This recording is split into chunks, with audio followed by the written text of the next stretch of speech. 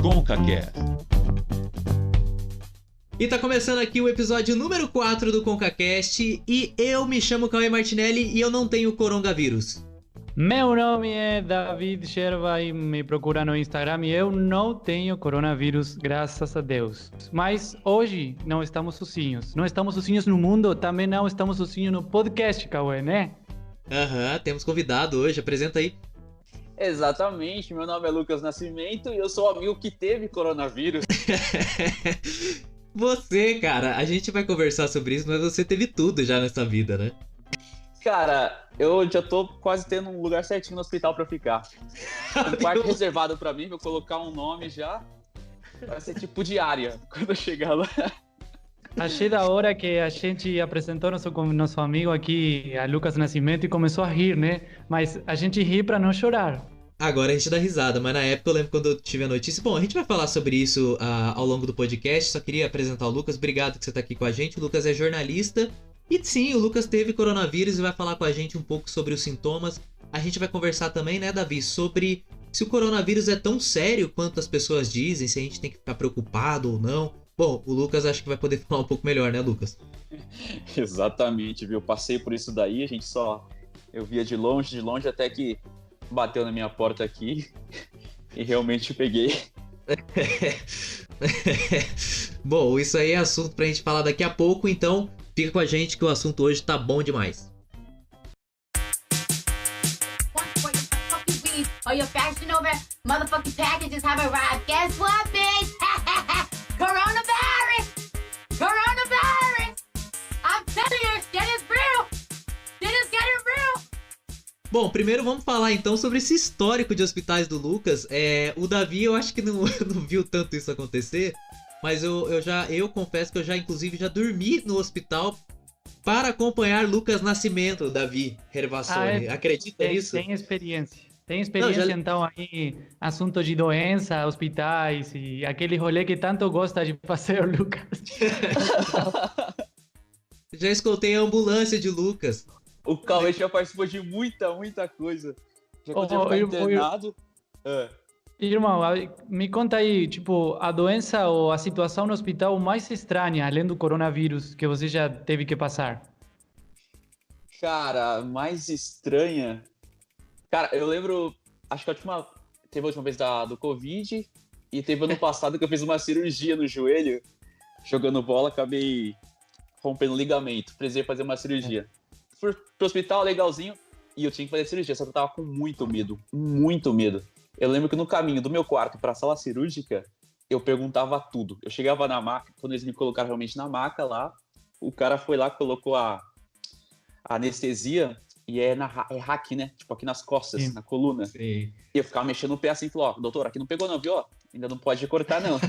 Eu ficava até descer. Ele falava assim, Lucas, fica quieto, agora você fica bem tranquilinho, tá? Pra até a anestesia pegar. Eu ficava mexendo no pé, doutor, não pegou aqui não. Morrendo de medo. Até que eu apaguei. Eu já levei comida escondida pro Lucas no hospital, pra ele poder comer, olha que absurdo. Cara, eu já levei, eu não lembro nem o que eu levei, se era bolacha, o que era. Bolacha, eu falei, cara, traz uma bolacha pra mim, porque se caso eu não gosto da comida do hospital, eu tenho como comer outra coisa. Mas levou esse suco assunto aqui também. Esse assunto aqui tá virando uma questão criminosa, assim que eu acho melhor não falar. Acho que é melhor a gente partir pra algo, talvez mais sério, né? Que hoje a gente, até o Lucas brincou no começo que hoje a gente dá risada, mas, cara... Mano, você teve coronga, cara. Você teve coronavírus. Como que foi isso, né? Eu lembro que quando eu tive a notícia, eu fiquei desesperado, cara. Primeiro eu fiquei desesperado porque você, né? Falei, cara, o Lucas, justo o Lucas. E depois eu fiquei, meu Deus, será que eu peguei corona também? Porque a gente, né, trabalha junto, né? Mas como que foi que você descobriu isso? Cara, eu lembro que a gente tava acompanhando, vocês conversavam sobre isso, mas nunca passou pela cabeça, vou pegar Covid, vou pegar corona. Só que, cara, eu lembro que eu comecei a sentir um pouquinho mal, tipo, mal-estar assim, meio fraco em casa. Falei, nada a ver, né? Aí tive febre. Aí eu fiquei meio assim, porque até então não se falava ainda sobre pessoas com a minha idade tendo realmente o caso. E foi agravando, tipo, daqui a pouco foi mais febre e veio a falta de ar. Aí eu falei, caraca, e eu achava que fosse algo relacionado a plaquetas que eu já tive, que no caso já fiquei internado, foi quando você ficou comigo, Cauê, no hospital. Exato. Eu falei, deve ser isso. Só que não, tipo, veio falta de ar, falta de ar. Aí eu falei, caramba, eu preciso ir pro hospital. Aí eu fui pro hospital, fiz um exame de sangue e uma tomografia. Ainda achando, não vai ser, vai estar tudo certinho, daqui a pouco eu vou pra minha casa. Aí veio a enfermeira conversar comigo, tava esperando numa sala. Ela falou, Lucas, a gente precisa conversar um pouquinho. Coloca essa máscara aqui primeiro. Eu falei, vixe. Porque eu lembro que foi bem no começo, então não se usava a máscara ainda. A máscara só era para médicos e para pessoas que já tinham, né? Sim, então a gente não utilizava a máscara. Hoje todo mundo usa. Então eu já achei estranho. Ela falou, Lucas, seu exame de sangue tá certinho, plaquetas ok, só que tem um probleminha aqui no seu pulmão. A gente encontrou algumas manchas, ou seja, pode ser H1N1 ou de fato a Covid. Então você vai ser internado agora, vai ficar isolado e só vai ter contato com a equipe médica. Eu falei, vixe, não acredito. Aí eu falei, caraca, não pode ser. Mas de fato era. Então, cara, eu fico imaginando a situação da pessoa. A pessoa vai pro hospital. Não é a primeira vez que isso acontece com você. Tipo, você vai pro hospital, a pessoa fala, não, você não vai embora. E aí chega metendo uma máscara no cara, falando que ele teve corona. Meu Deus do céu, cara. Eu preparei minha mochilinha porque eu tinha os planos depois de sair. Já tinha feito tudo certinho. Falei, bom, vou acordar aqui, vou pro hospital, ver rapidinho o que é, depois eu vou sair e seguir minha vida. Só que não, cara, você já fica preso lá, depende de outras pessoas pra te ajudar, levar, tipo, roupa. É uma situação muito, muito estranha. Ô, Lucas, deixa eu te perguntar. No momento que você pegou coronavírus, estava como começando assim, a se espalhar no Brasil, que a pandemia chegou, que milhares de pessoas estavam pegando aí o coronavírus, que São Paulo era o foco do coronavírus. E a gente como que nesse momento não tinha aquela noção, talvez, da pandemia. Você mesmo sendo jornalista, o que você estava sentindo aí no momento que a enfermeira falou com você, que já o negócio aí do coronavírus poderia ser uma realidade na sua vida? O que você sentia nesse momento? Eu logicamente sempre pensava, não vou pegar, vai ser difícil. A gente sempre acaba vendo sempre muito longe, pessoas longe pegando, a gente fica sabendo, estudando. Só que daqui a pouco ela chegou e eu falei, Lucas, você vai ficar internado agora, isolado, porque você, no caso, já estava com Covid, né? Eu falei, caraca, agora eu vou ver toda essa situação de uma outra perspectiva. Porque então eu estava lendo, assistindo pessoas que pegaram e estava acompanhando como que era o tratamento e como que eram os sintomas. Daqui a pouco eu estava dentro de um quarto, isolado. Eu lembro que os enfermeiros chegavam rapidamente, a gente fazia, logo saíam, não tinha contato com ninguém. Ou seja, eu lembro que eu me sentia muito uma ameaça para as pessoas, tinha medo de ficar com as pessoas. Falei, caraca, o que tá acontecendo? Então eu via, tipo, as estatísticas subindo e eu era uma delas.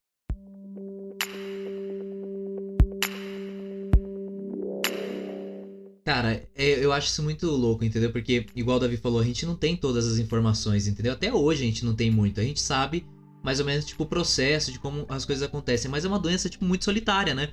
Você pegou e falou aí que você tava no hospital e que você ficava isolado o tempo inteiro e que você tinha medo, inclusive, de passar pras pessoas. Depois você foi pra casa da sua família, né? Chegou a ficar lá e, tipo, não podia ter contato com eles. Eu acho que isso é muito louco. Tanto é que a gente não tem informação que o Davi achou que tava com coronavírus, tá? Vou confessar aqui. Lembro que aquela vez eu tinha que trabalhar em uma produção de uma semana especial lá no Novo Tempo e eu fiquei com sintomas de gripe. Então, a gente fica naquela dúvida se ir para o hospital ou ficar em casa porque tá suave, sabe? Mas, como eu tinha que ir para Novo Tempo, eu achei melhor ir tirar a dúvida aí no médico. Ainda bem que deu certo, eles fizeram os testes aí e deu certo, só era gripe e eu consegui me recuperar rapidinho. Mas assim, a gente fica na dúvida, né? Porque além de ter situações reais, tem aquela questão psicológica, né?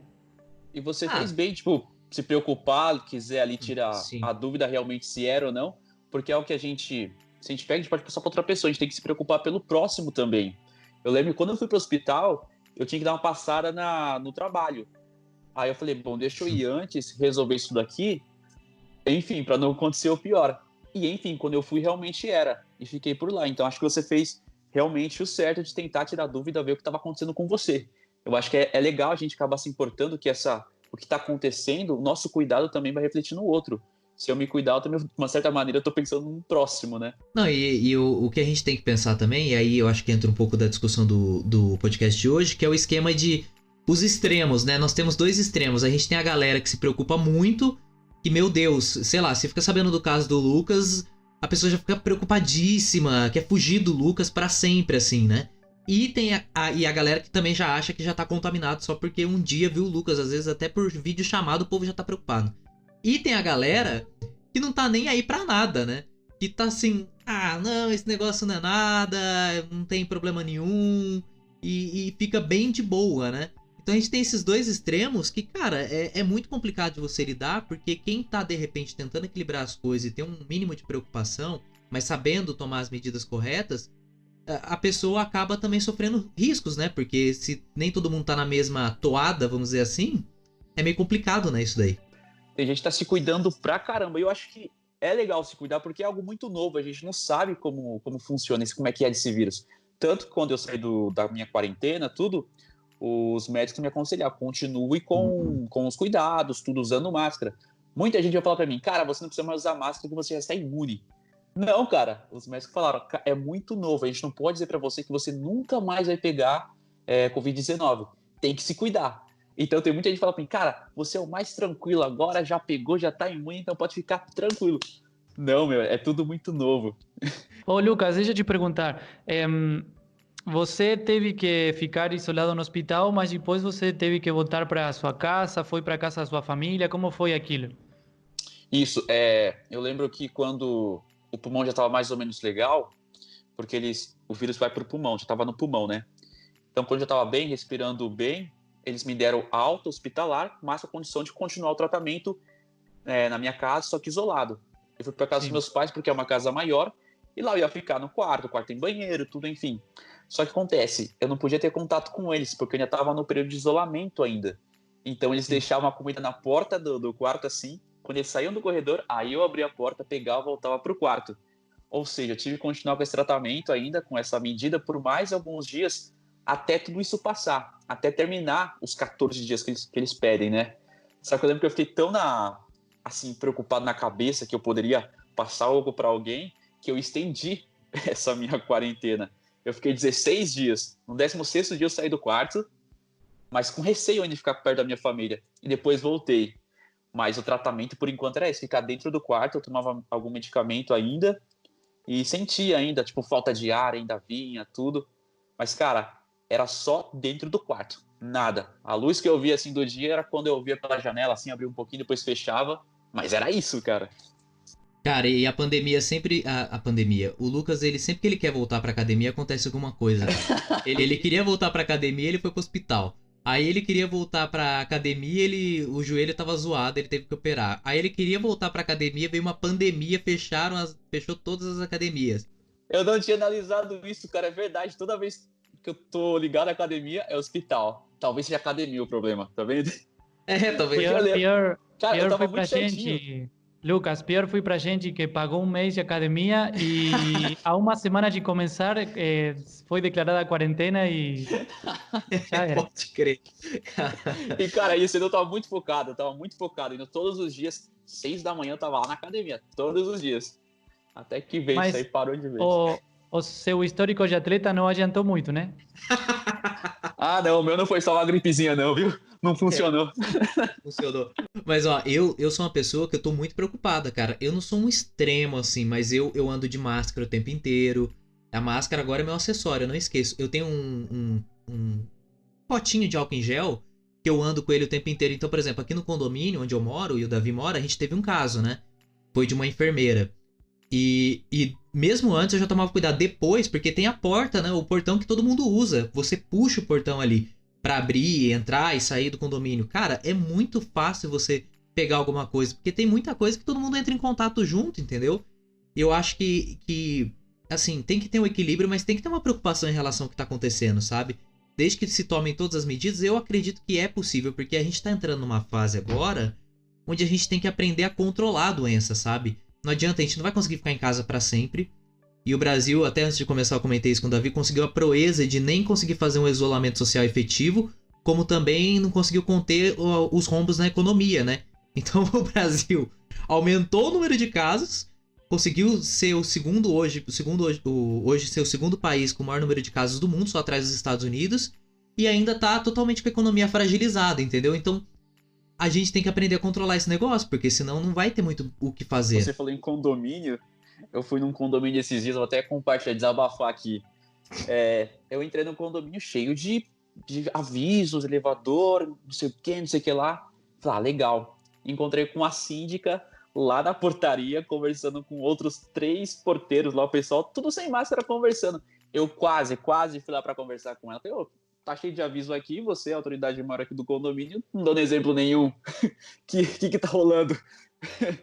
Pois é, cara.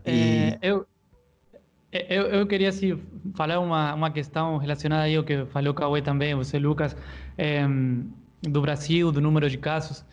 Vou dar a minha opinião e depois vocês vejam aí o que acham, porque tem muitas pessoas que falam assim, mas muitas pessoas morreram já de acidentes, muitas pessoas já morreram, sei lá, de outra doença.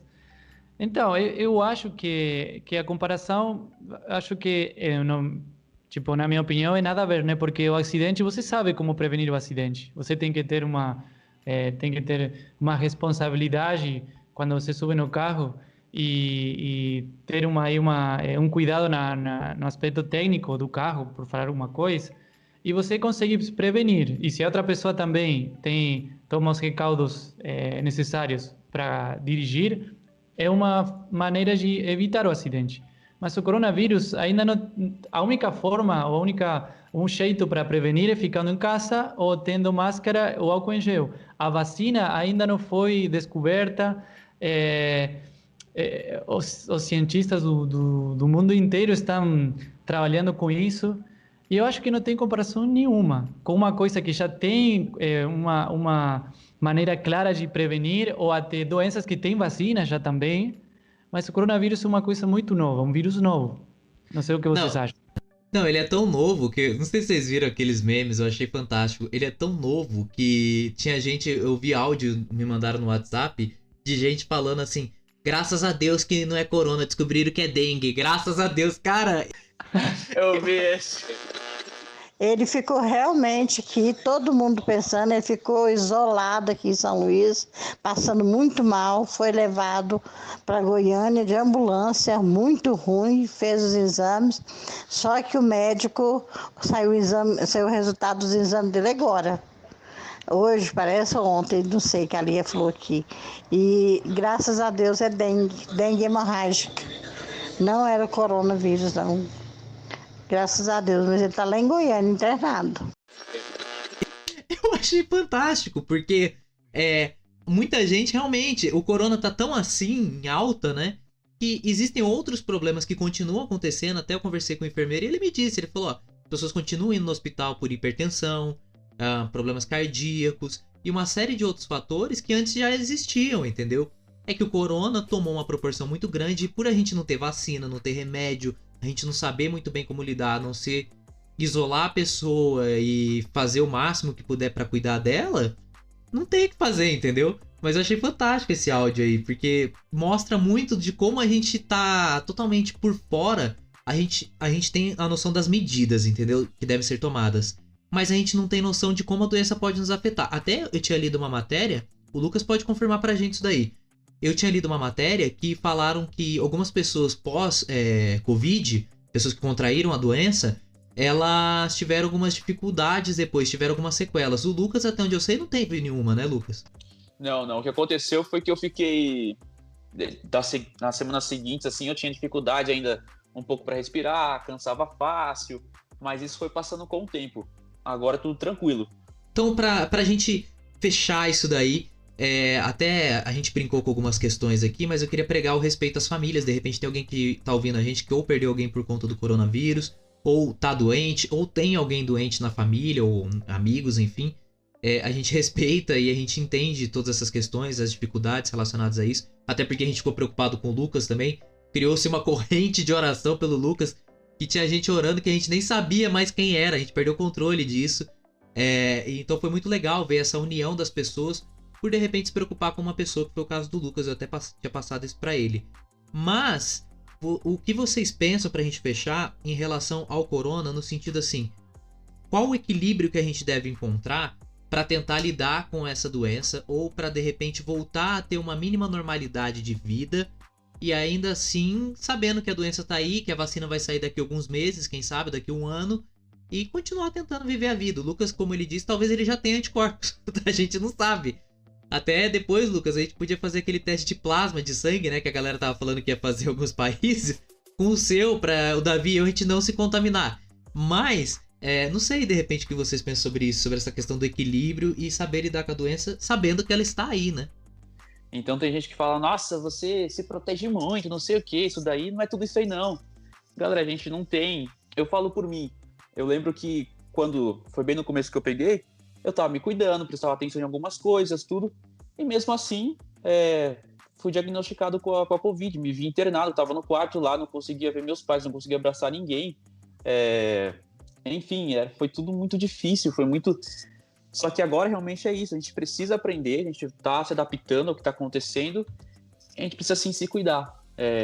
Usar máscara? Poxa, tem que usar máscara. Embaixo o óculos? Cara, e como? O óculos não para no rosto. É horrível. É horrível, cara.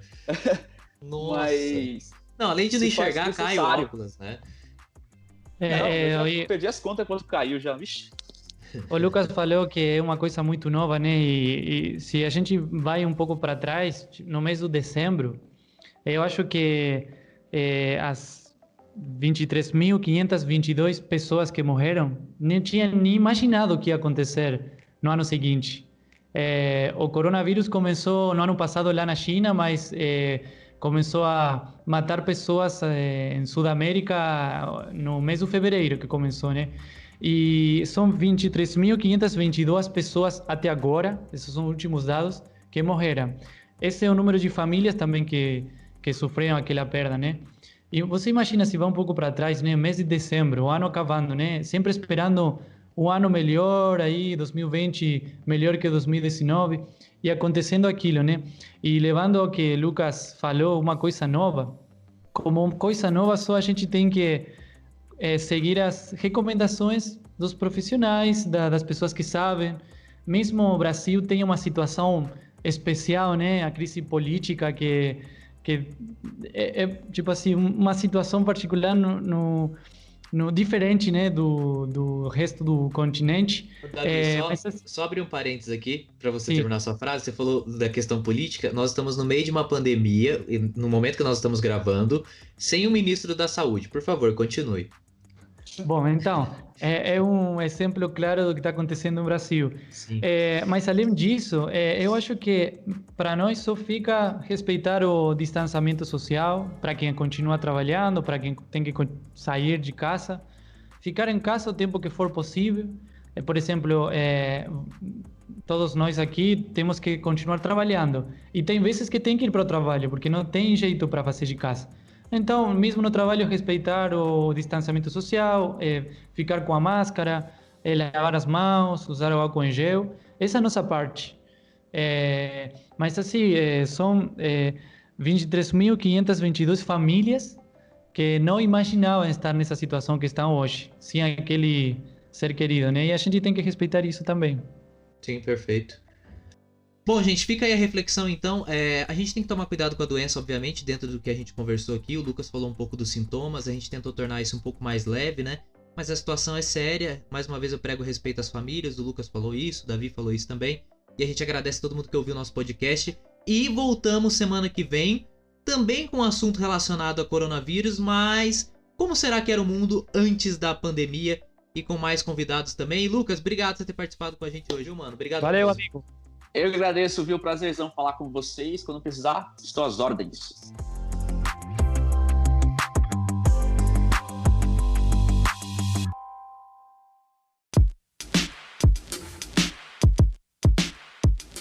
Davi, tá começando mais uma leitura de e-mail agora no final do nosso programa, para que quem quiser acompanhar até o final e quiser ver o que as pessoas estão mandando pra gente, pode acompanhar também.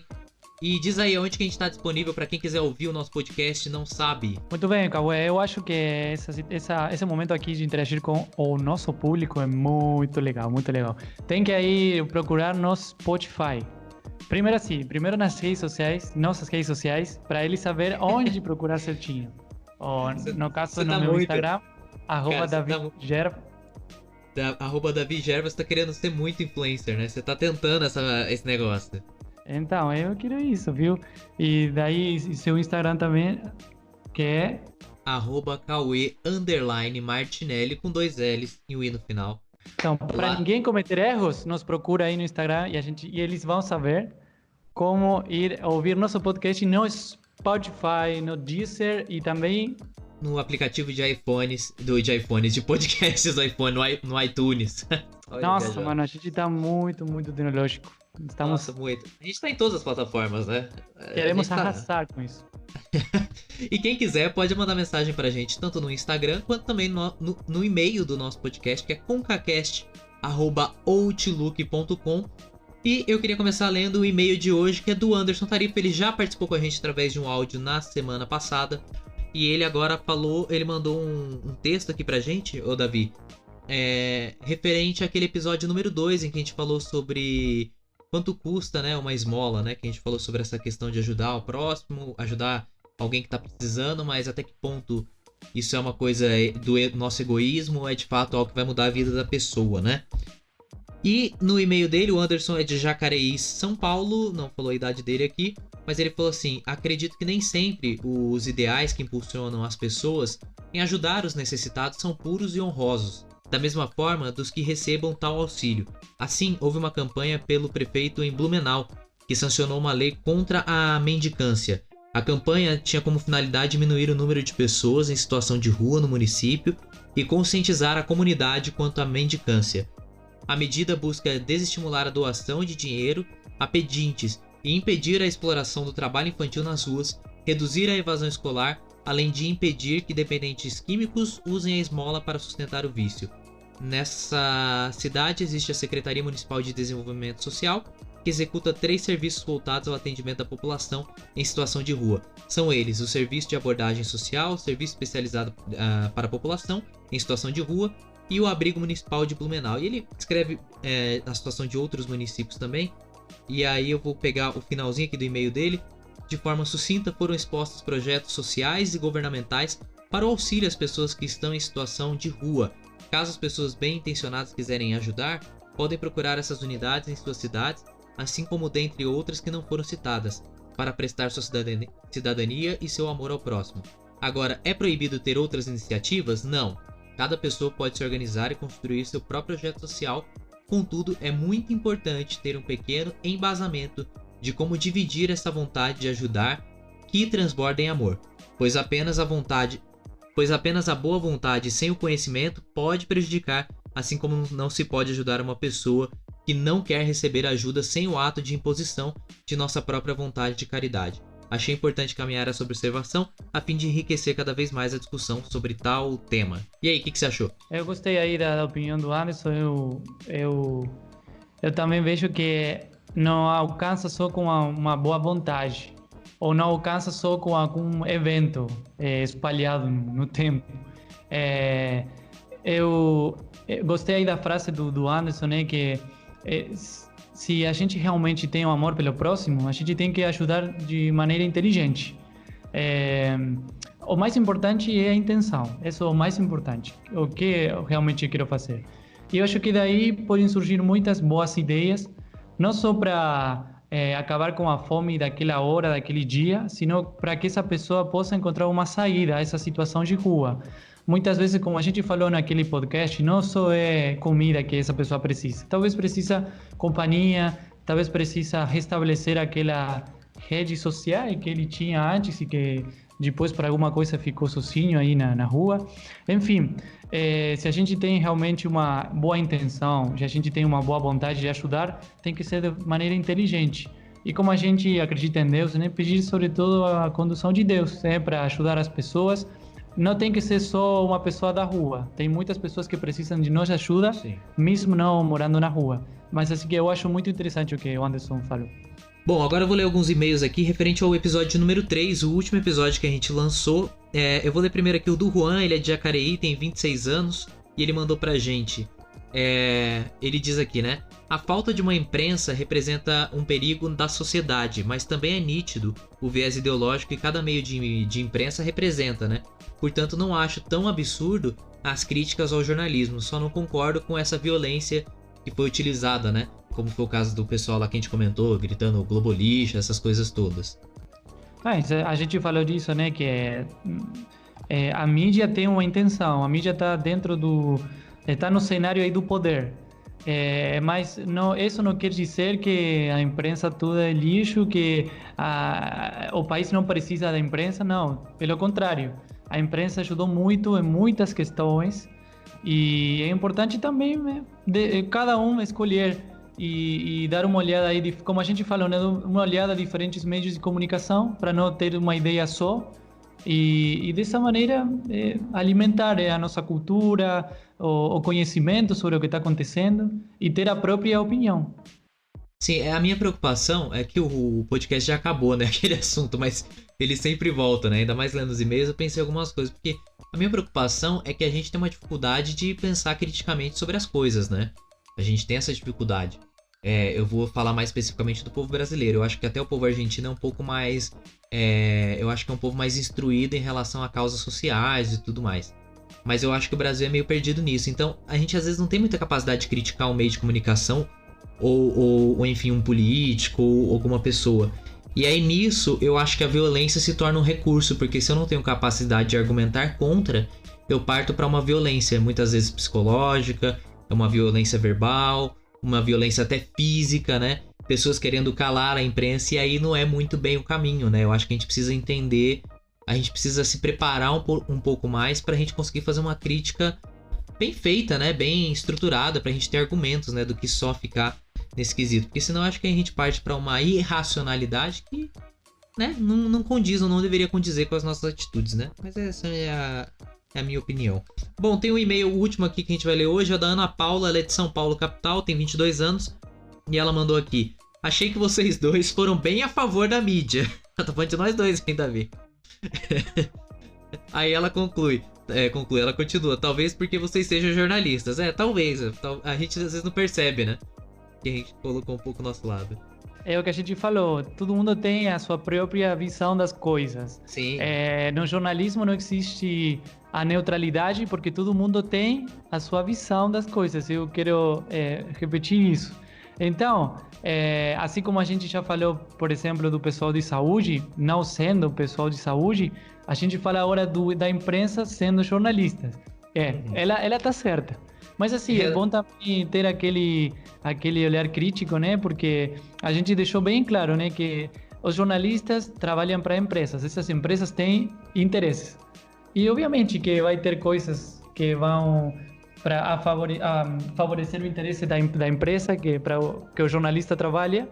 Mas assim, o bom da mídia é que tem uma diversidade de vozes. E isso é bom, mas assim, ela tá certa, eu vou dizer que ela tá certa. E eu vou continuar aqui lendo o e-mail dela, ela continua: e eu entendo que não devemos acabar com o jornalismo, mas seria bom se ele fosse feito com mais qualidade, tentando trazer mais informações do que opiniões.